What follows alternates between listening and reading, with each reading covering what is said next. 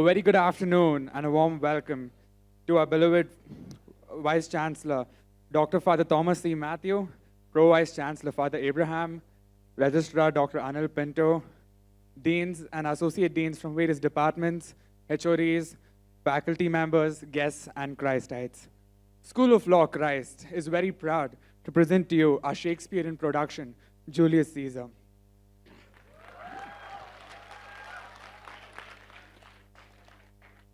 This literary journey into the world of Shakespeare was inspired by Professor Madhava Menon, which was initiated by Madam Esther Yates, who's unfortunately not here with us today.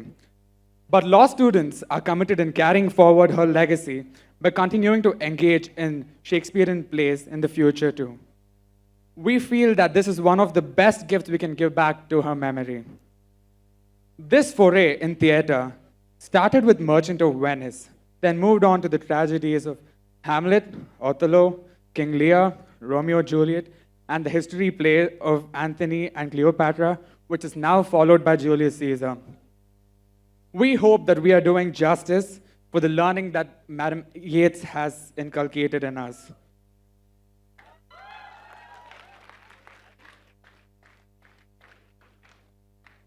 I kindly request all of you to switch your mobile phones off and please avoid entry and exit through the doors that are to my right, because the characters will be having to move through and access these doors.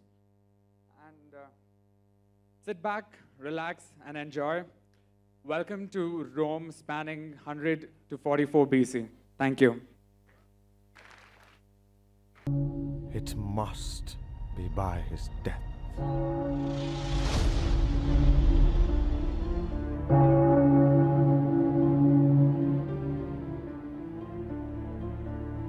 Cowards die many times before their deaths.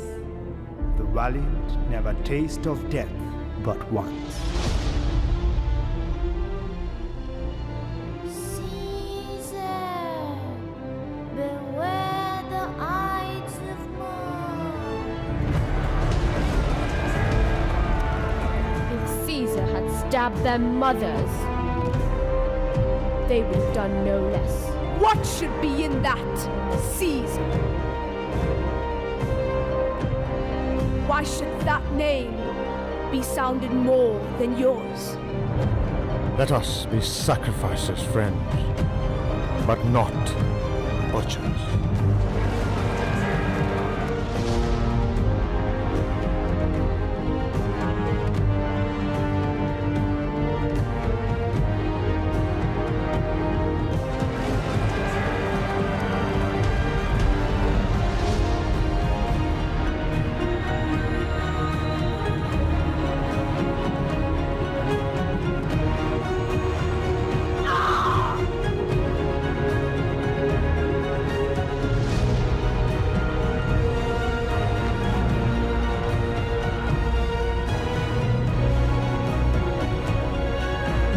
Friends!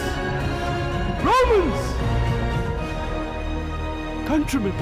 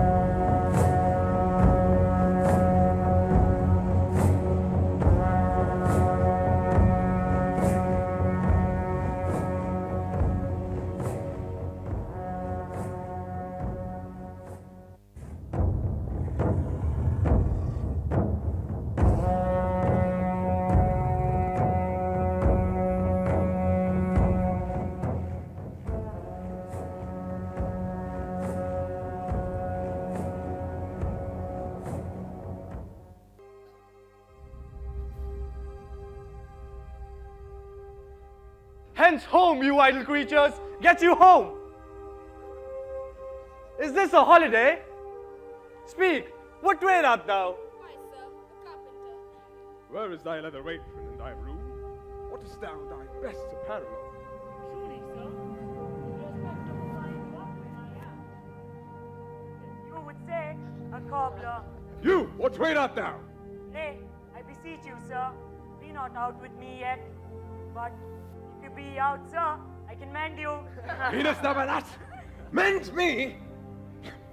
Thou saucy fellow. But wherefore art not in thy shop today? Why dost thou lead these men about the streets? Truly, sir, to wear out their shoes, to get myself into more work.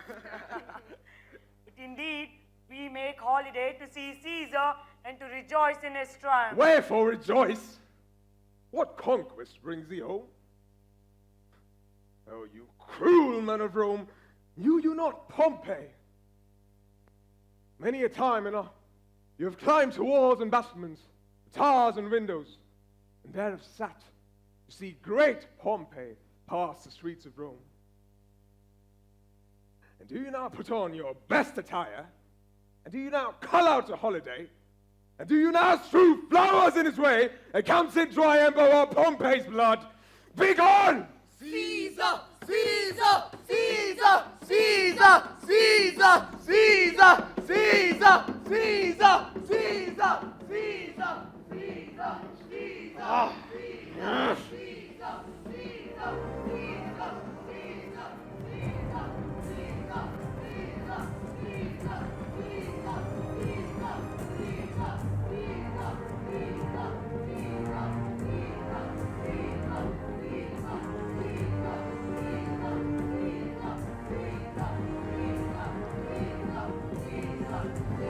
Caesar!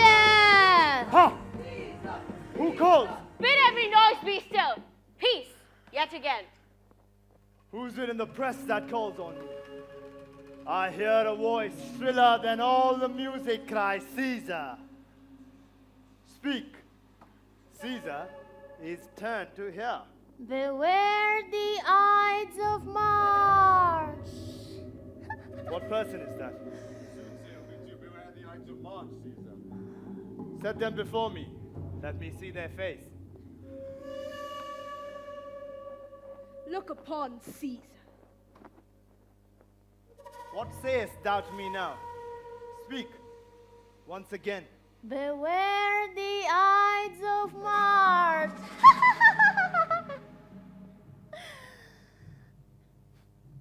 She is a dreamer. Let us leave her. Pass.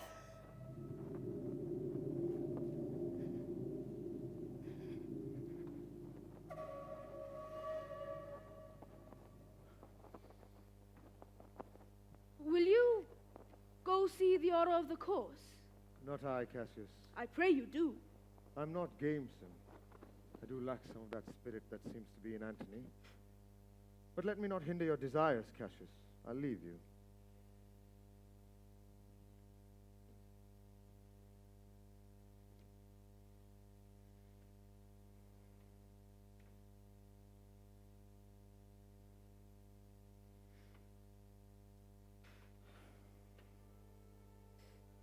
Brutus, I do observe you now of late. You bear too stubborn and too strange a hand over a friend that loves you. Cassius, be not deceived. If I have veiled my look, I turn the trouble of my countenance merely upon myself. Vexed I am of late, with passions of some difference, conceptions only proper to myself, which perhaps give some soil to my behaviors, but let not therefore my good friends be grieved, of which number, Cassius, be you one.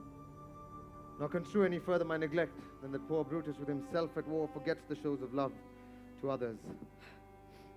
Then, Brutus, I have much mistook your passion. By means whereof this breast of mine had buried thoughts of great value, worthy cogitations. Tell me, good Brutus, can you see your face? No, Cassius, for the eye sees not itself, but by reflection. Art is just, and it is very much lamented, Brutus, that you have no such mirrors as will turn your hidden worthiness into your eye, that you might see your shadow. I have heard where many of the best respect in Rome, except the immortal Caesar, speaking of Brutus, and groaning underneath this age's yoke, have wished that noble Brutus had his eyes.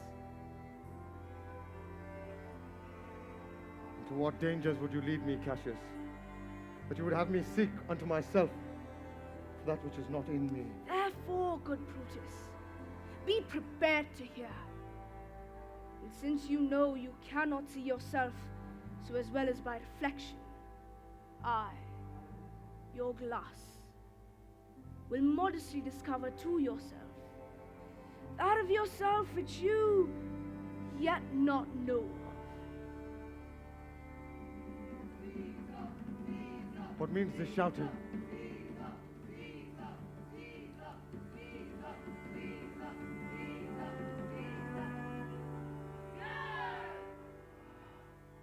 I do fear the people choose Caesar for their king. Aye. Do you fear it? Must I think you would not have it so? I would not, Cassius. But yet I love him well. Wherefore do you hold me here so long, Cassius? What is it you would impart to me? If it be aught toward the general good, set honor in one eye and death in the other, and I will look on both indifferently. I know that virtue to be in you, Brutus. Well, honor is the subject of my story. I was born free as Caesar. So were you. We both have fed as well, and we can both endure the winter's cold as well as he.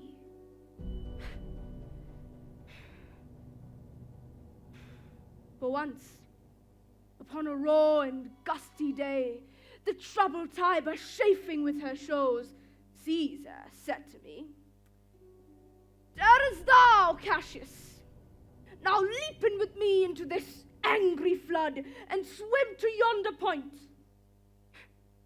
Upon the word, I plunged in and bade him follow. So indeed he did. The torrent roared, and we did buffet it with lusty sinews. But ere we could arrive the point proposed, Caesar cried, "Help me, Cassius, or I sink." And this man is now become a god. And Cassius is a wretched creature who must bend her body if Caesar carelessly but not on her. Another general shout.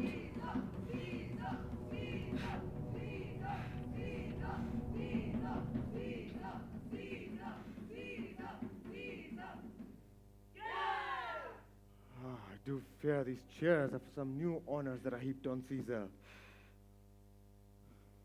Why, man, he doth bestride the narrow world like a colossus. Brutus and Caesar. What should be in that? Caesar. Why should that name be sounded more than yours? Write them together. Yours, Brutus, is as fair a name. Sound them, it doth become the mouth as well. Weigh them, it is as heavy. Conjure with them, and Brutus will start a spirit as soon as Caesar. Upon what meat doth this our Caesar feed, that he is grown so great?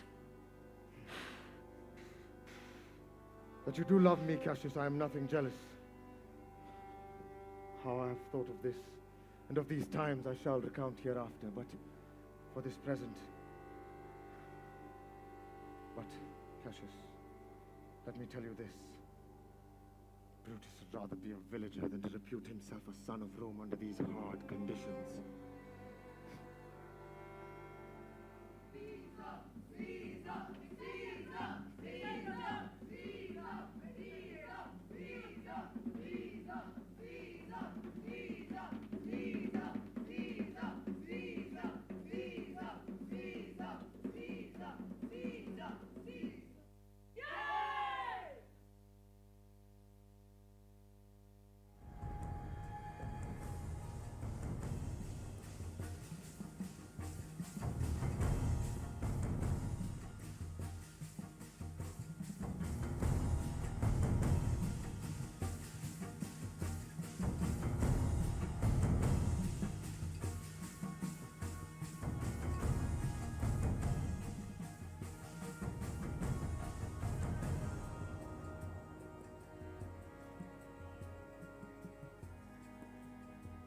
Yon Cassius has a hungry look.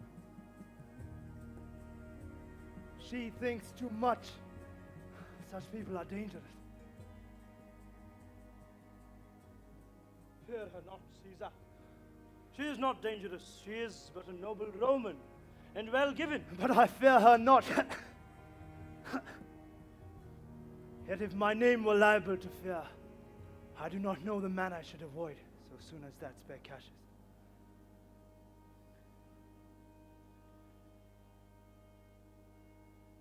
Such people never be at heart seas, whilst they behold a greater than themselves, and therefore are they very, very dangerous. I rather tell thee what is to be feared, Antony, than what I fear, for always I am Caesar. Come to my right hand. This here is a little deaf. And tell me truly what thou thinkest of her.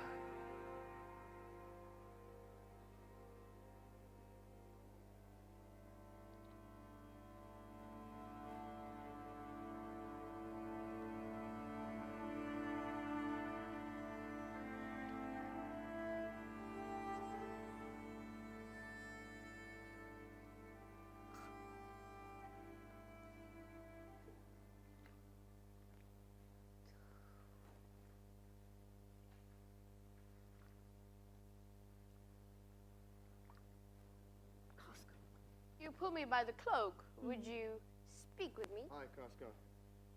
Tell us what has happened here today that Caesar looks so sad. Why, you were with him, were you not? If I were, I would not ask, Casca. Why, there was a crown offered him. And being offered him, he put it by the back of his hand.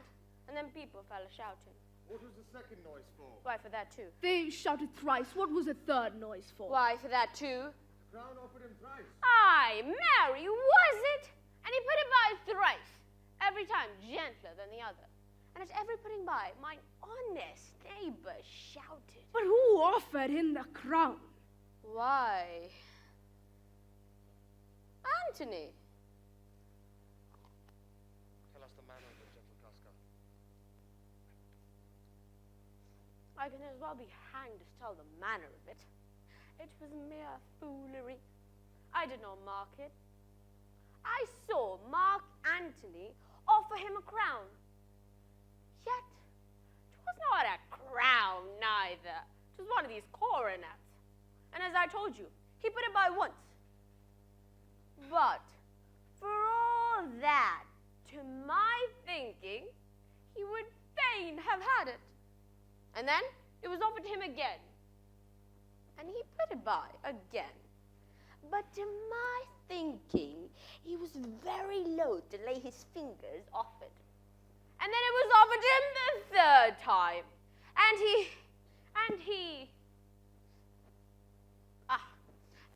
put it the third time by. And still as he refused it, the rabblement hooted and clapped their chapped hands and threw up their sweaty nightcaps and uttered such a deal of stinking breath Because Caesar refused the crown, that it had almost choked Caesar. But he swooned and fell down at it.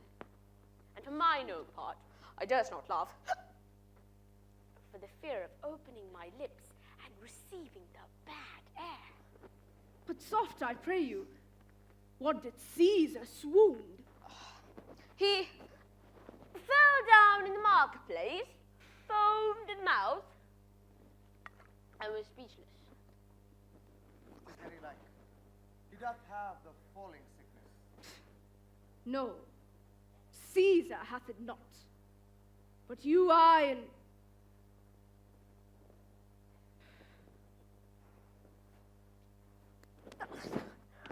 honest Casca, we have the falling sickness. Oh, Cassius, I heard not what you said or what you mean by that, but I am sure Caesar fell down. What said he when he came unto himself? When he came unto himself, he said, if he had done or said anything amiss, he desired their worship to think it was his infirmity. 3 or 4 wenches where I stood crying, Allah's good soul, and forgave them all their hearts. But there's no heed to be taken of them. If Caesar had stabbed their mothers, they would have done no less. I can tell you more news too. Marilus and Flavius, for pulling scarfs of Caesar's image, are put to silence. Farewell then. Ah, there was more foolery. Yet if I could remember it. Will you dine with me tomorrow? Aye, if I be alive, and your mind whole, and your dinner worth the eating. Good. I will expect you. Do so. Farewell, both. This time I will leave you too, Cassius. If you desire to speak with me tomorrow, come home to me. I will wait for you. Farewell, Cassius. Till then, think of the world.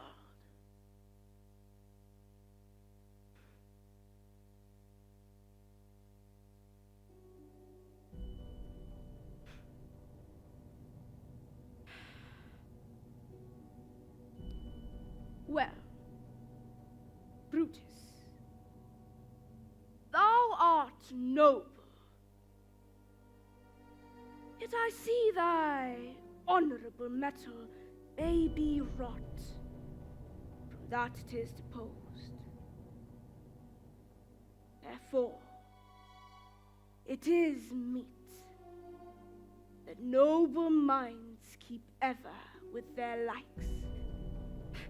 For who so firm that cannot be seduced?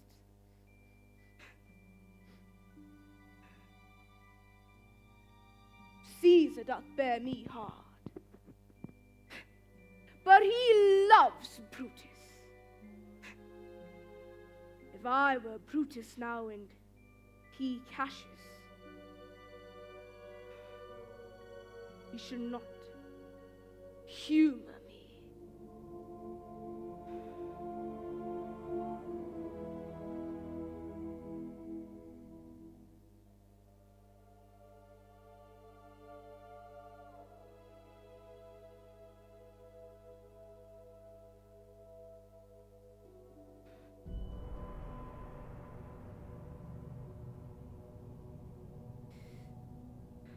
I will this night, in several hands, in at his windows throw, as if they came from several citizens, writings, all tending to the great opinion that Rome holds of Brutus, wherein, obscurely, Caesar's ambition shall be glanced at, And after this, let Caesar see to him sure. For we will shake him, or worse days endure. Ah!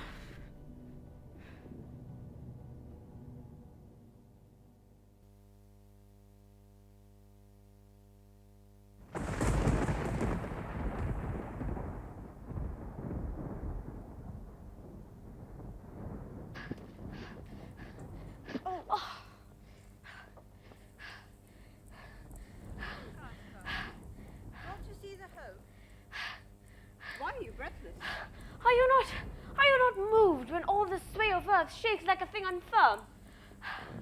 Either there's a civil strife in heaven, or else the world's too saucy with the gods, incenses them to send destruction. Indeed.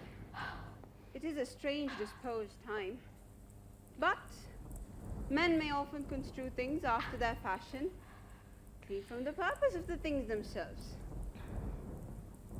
Come, Caesar, to the capital tomorrow. He doth. He did bid Antonius send a word to you. He will be there tomorrow. Good night then, Casca. This disturbed sky is not to walk in. Farewell, Cicero.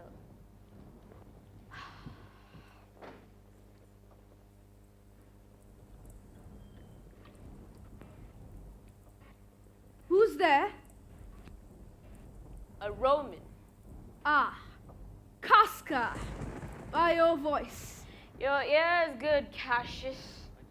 What night is this? A very pleasing night to honest men. Whoever knew the heavens menaced so.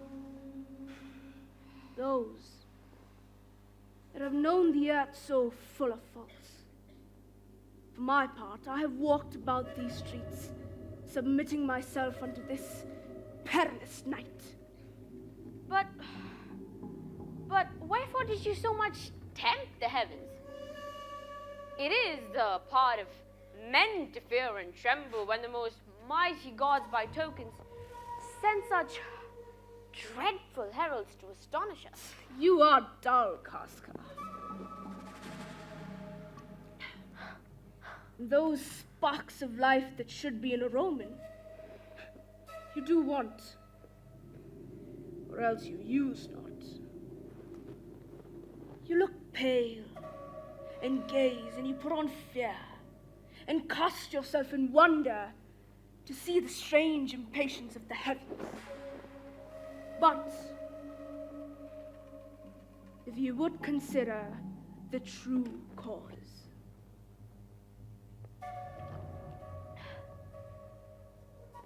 why all these fires? Why all these gliding ghosts? Why all these things that change from their ordinance, their natures and performed faculties to monstrous quality? To make them instruments of fear and warning unto some monstrous state.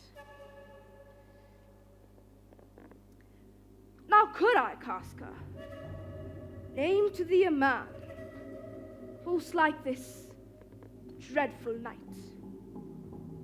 A man no mightier than thyself or I in personal action, yet prodigious grown and fearful as these strange eruptions are. 'Tis Caesar that you mean, is it not, Cassius? Let it be who it is. They say the senators tomorrow mean to establish Caesar as a king, and he shall wear his crown by sea and land in every place, save here in Italy. I know where will wear this dagger then. Cassius from bondage will deliver Cassius. For life never lacks the power to dismiss itself. If I know this, know all the world beside, that part of tyranny that I do bear, I can shake off at pleasure. So can I.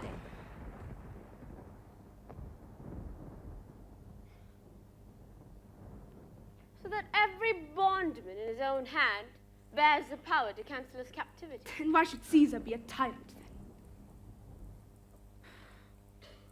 I knew he was not a wolf for Romans, not hinds. What trash is Rome, what rubbish and what awful, when it serves to illuminate so vile a thing as Caesar. Oh, grief. Where hast thou led me? I perhaps speak this before a willing bondman, and I know my answers must be made. But I am armed, and dangers are to me indifferent. You speak to Casca, and to such a woman there's no flaring telltale.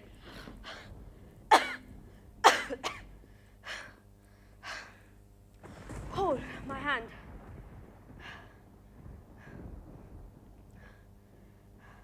Be factious for redress of all these griefs, and I shall set this foot of mine as far as who goes farthest. There's a bargain made. Now know you, Casca, I have moved already some certain of the noblest minded Romans to undergo with me an enterprise of honorable but dangerous consequence. And I do know by this they stay for me at Pompey's porch.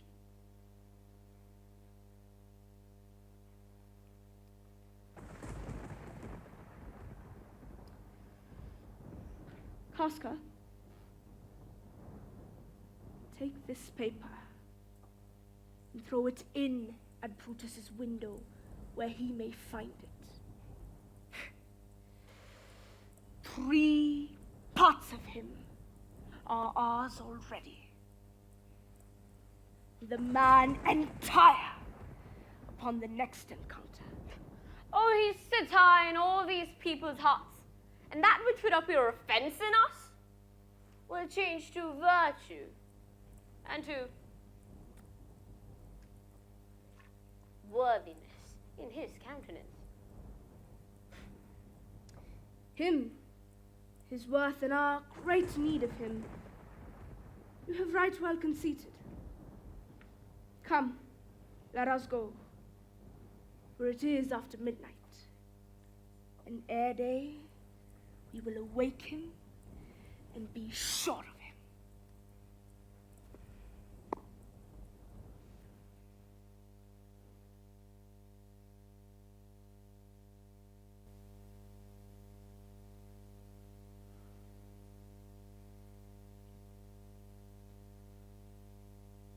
Lucius!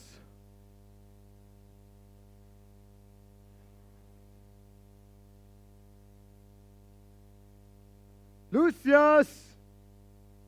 Boy, awake, I say, Lucius!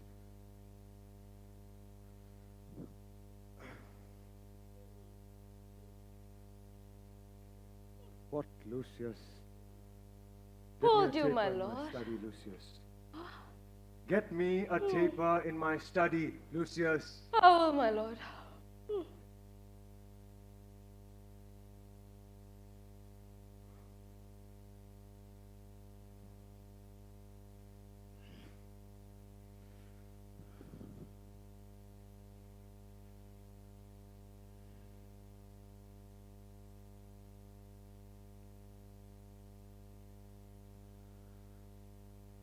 It must be by his death. But for my part, I know no personal cause to spurn at him, but for the general. He would be crowned. How that might change his nature, there's the question. Crown him. And then I do grant we put a sting in him, that at his will he may do danger with.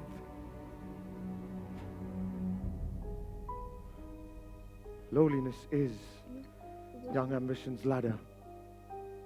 where to the climber upward turns his face, but when once he attains the utmost round,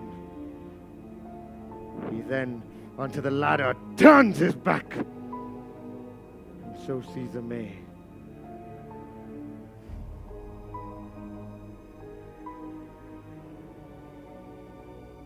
And therefore think him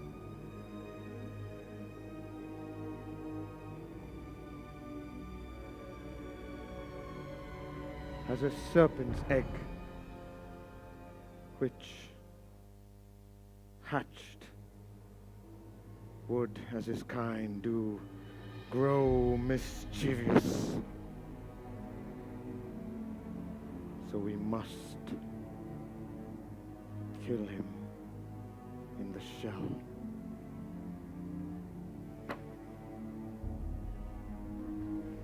The taper burner is in your closet, sir. Searching the window for a flint, I found this paper thus sealed up. And I'm sure it did not lie there when I went to bed. Get thee to bed again, Lucius. Is not tomorrow, boy, the Ides of March? I know not, sir. Look in the calendar and bring me word. I will, sir. Let's see. Brutus, thou sleepest. Brutus, thou sleepest. Awake and see thyself. Shall Rome and Caesar, speak, strike, redress. Brutus, thou sleepest. Awake.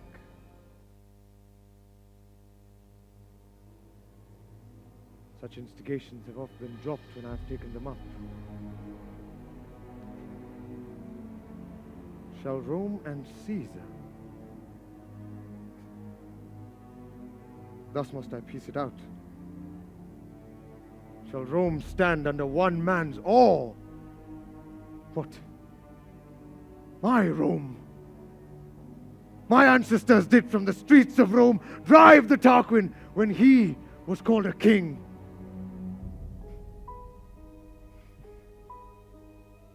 Speak, strike, redress. Am I entreated to speak? To strike?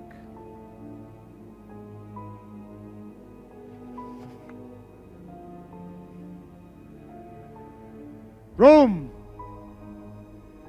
I make thee promise.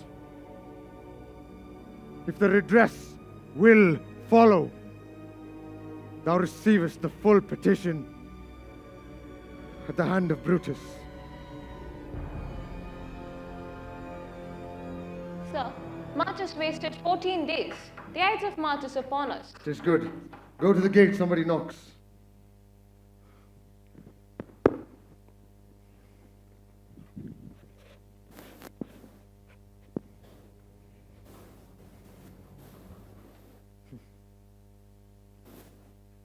Since Cassius first did wet me against Caesar, I have not slept. Between the acting of a dreadful thing and the first motion of it all the interim is like a phantasma or a hideous dream. But the genius and the mortal instruments are all in the Senate, and Rome, like a little kingdom, suffers the nature of an insurrection. 'Tis Cassius at the door who doth desire to see you. Is she alone? No, sir. There are more with her. Let him enter. They are the faction. Oh, conspiracy. Shamest thou to show thy dangerous brow by night, when dangers are most free? I think we're too bold upon your rest. Good morrow, Brutus. Do we trouble you? I have been up this hour, awake all night. Know I these men that come with you? Yes, every man of them. And no man here but honors you. and everyone doth wish you had but that opinion of yourself which every noble Roman bears of you. This is Trebonius, He's welcome here. this Metellacimba, He's welcome too. this Decius Brustus, and this Castor. They are all welcome. Come, good friends. Give me thy hands one by one. And let us swear our resolution. No, not an oath, Cassius. If not the face of men, the sufferings of our souls, the times abused. If these be motives weak, friends, break off betimes. But if these be reasons strong enough, what need we then spur our cause or our performance to think that we need an oath? When every drop of blood that every Roman bears is guilty of a several bastardy. But what of Cicero? Shall we sound her? I think she will stand very strong with us. Let us not leave her out. Oh, let us have her. For her silver hairs will purchase us a good opinion and bend men's voices to our command.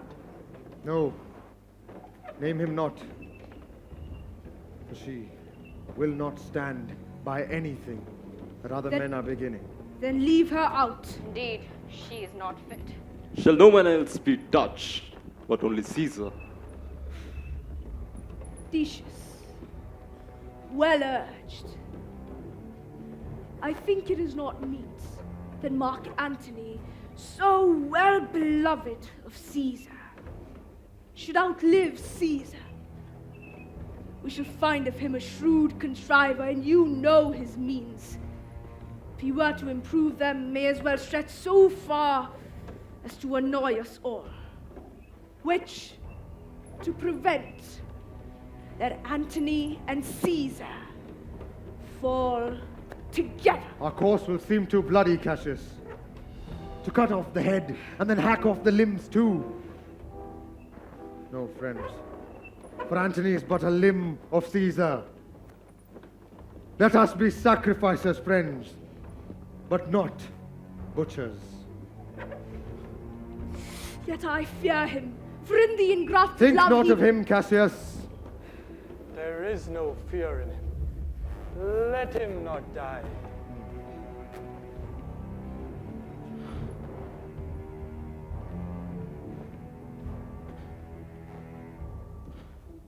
The clock had stricken 3. It's time to part. But it is doubtful yet whether Caesar shall come forth today or no. Never fear that. If he be so resolved, I can know his way. For I can give his humor the true bent, and I will bring him to the capital. Caius Ligarius will bear Caesar hard. I wonder why none of you have thought of him. Good, Metellus. Ligarius doth love me well, and I have given him reason to. Send him but hither, and I'll fashion him. The morning comes upon us. We leave you, Brutus. Friends, disperse yourselves. But all remember what you have said, and show yourselves true Romans! Ox, Lucius.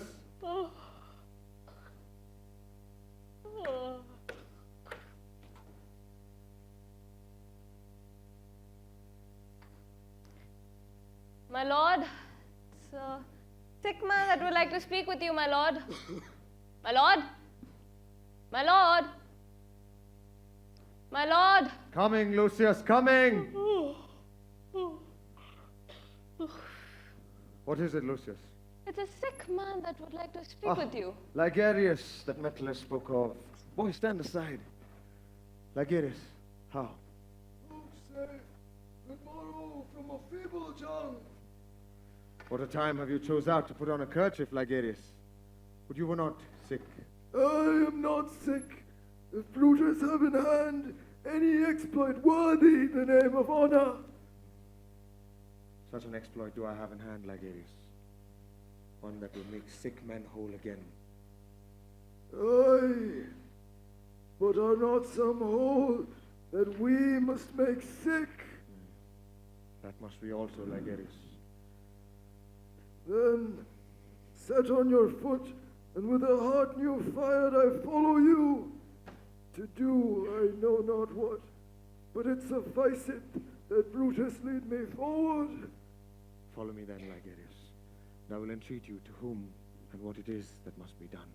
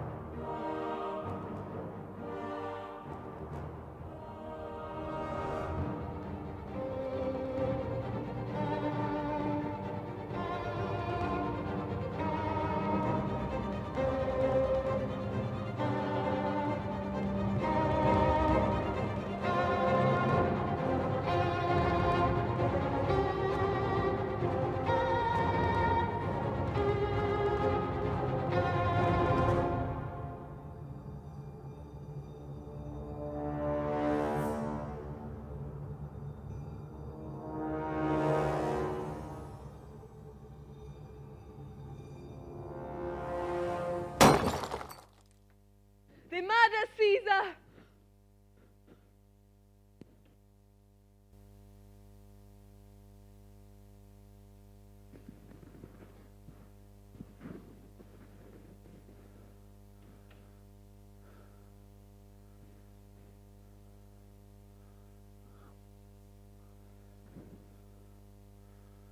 No heaven, nor earth have been at peace tonight. Who's within? My lord, Go, bid the priest do present sacrifice, and bring me their opinions of success. I will, my lord. What mean you, Caesar? Think you to walk forth? You shall not stir out of your house today. Caesar shall forth. The things that threaten me never looked but on my back. When they shall see the face of Caesar, they are vanished. Caesar, I never stood on ceremonies, yet now they frighten me. What can be avoided whose end is purposed by the mighty gods? Yet Caesar shall go forth. For these predictions are to the world in general as to Caesar. When beggars die, there are no comets seen. The heavens themselves blaze forth the death Cowards die many times before their deaths. The valiant never taste of death but once. Of all the wonders that I yet have heard, it seems to me most strange that men should fear seeing that death. Such a necessary end will come when it will come.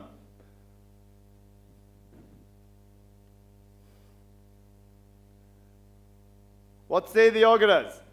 They would not have you to stir forth today. Plucking the entrails of an offering forth, they could not find a heart within the beast. The gods do this in shame of cowardice. Danger knows full well that Caesar is more dangerous than he. And Caesar shall go forth. Alas, my lord, your wisdom is consumed in confidence. Do not stir forth today. Call it my fear that keeps you in the house and not your own. We shall send Mark Antony to the Senate House, and he shall say that you are not well today. Let me, upon my knee, prevail in this.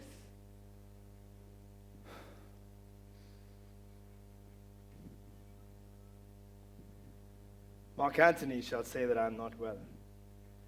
And for thy humor, I shall stay at home today. Ah, here's Decius Brutus. He shall tell them so. Caesar, all hail. Good morrow, worthy Caesar. I come to fetch you to the Senate House. And you are come in very happy time to bear my greetings to the senators and tell them that I will not come today. Shall Caesar send a lie? Have I in conquest stretched mine arms so far to be afraid to tell graybeards the truth? Decius, tell them Caesar will not come. Most mighty Caesar, let me know some cause, lest I be laughed at when I tell them so. The cause is in my will. I will not come. That is enough to satisfy the Senate.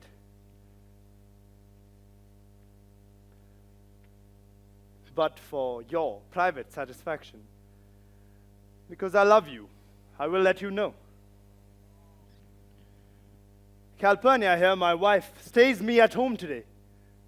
She had dreamt tonight that she saw my statue, which, like a fountain within 100 spouts, did run pure blood, and many lusty Romans came smiling and did bathe their hands in it. And these does she apply for warnings, portents, and evils imminent, and upon her knees hath begged that I stay at home today. This dream is all misinterpreted. It was a vision, fair and fortunate. Your statue spouting blood in many pipes in which so many smiling Romans bathed signifies that from you great Rome shall suck reviving blood. This, by Calpurnia's dream, signified.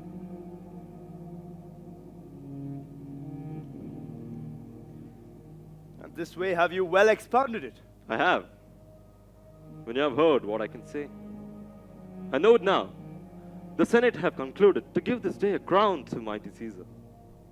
If you shall send them word you will not come, their minds may change. Besides, it were a mock apt to be rendered for someone to say, break up the Senate till another time, when Caesar's wife shall meet with better dreams. Pardon me, Caesar, for my dear, dear love, to our proceeding bids me tell you this, and reason to my love is libel.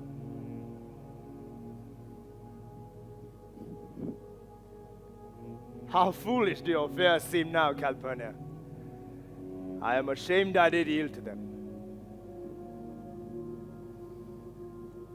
Bring me my robe, for I will go.